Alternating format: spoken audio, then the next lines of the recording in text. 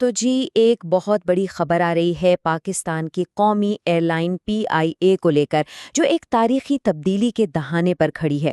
حکومت نے اس کی نجکاری کا اعلان کر دیا ہے اور یہ ایک ایسا قدم ہے جو ہمارے قومی فضائی سفر کا مستقبل شاید ہمیشہ کے لیے بدل دے۔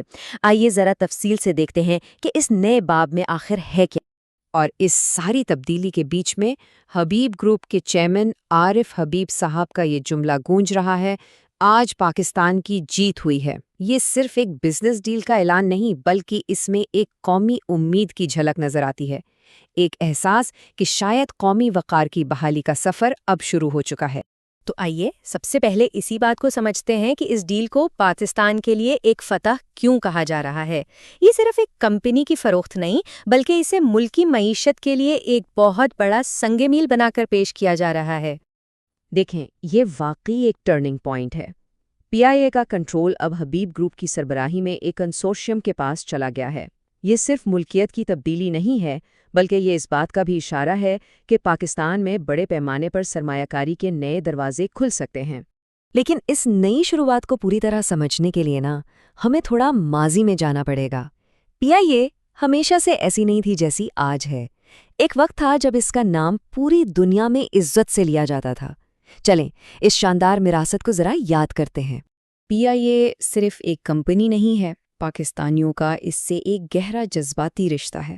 یہ جملہ "یہ ہمارا قومی ادارہ ہے" اسی تعلق کو ظاہر کرتا ہے۔ یہ صرف ایک ایئر لائن نہیں رہے، بلکہ کئی نسلوں کے لیے قومی شناخت اور فخر کی ایک بڑی علامت رہی۔ شاید آج یقین کرنا مشکل ہو، لیکن ایک وقت تھا جب PIA دنیا کی بہترین ایئر لائنز میں دوسرے نمبر پر تھی۔ جی ہاں، دوسرے نمبر پر۔ یہ صرف ایک رینکنگ نہیں تھی، یہ اس معیار اور اس وقار کی یاد دہانی ہے جسے نئے مالکان دوبارہ حاصل کرنے کا خواب دیکھ رہے ہیں۔ اچھا، تو ماضی کی شاندار یادوں سے نکل کر اب ذرا مستقبل کی طرف دیکھتے ہیں۔ حبیب گروپ کا ویژن آخر ہے کیا؟ وہ سرمایہ، ترقی اور سب سے اہم، لوگوں کو ساتھ لے کر کیسے چلنے کا ارادہ رکھتے ہیں؟ تو عارف حبیب نے جو منصوبہ سامنے رکھا ہے اس کے کئی اہم ستون ہیں۔ پہلا تو یہ کہ پاکستان میں غیر ملکی سرمایہ کاری لائی جائے، دوسرا ملکی معیشت کو سہارا دیا جائے، اور تیسرا جو بہت اہم ہے، موجودہ عملے کے جو مسائل ہیں انہیں حل کیا جائے۔ ان کا منصوبہ ہے کہ جو قابل ملازمین ہیں انہیں آگے لایا جائے اور کمپنی میں نیا سرمایہ لگا کر اسے دوبارہ اپنے پیروں پر کھڑا کیا جائے۔ اور یہ بات انہوں نے بہت واضح کی ہے کہ یہ سب ملازمین کے بغیر نہیں ہو سکتا۔ ان کا وعدہ ہے کہ وہ ملازمین کو اعتماد دیں گے اور ان کی مہارت سے پورا فائدہ اٹھائیں گے۔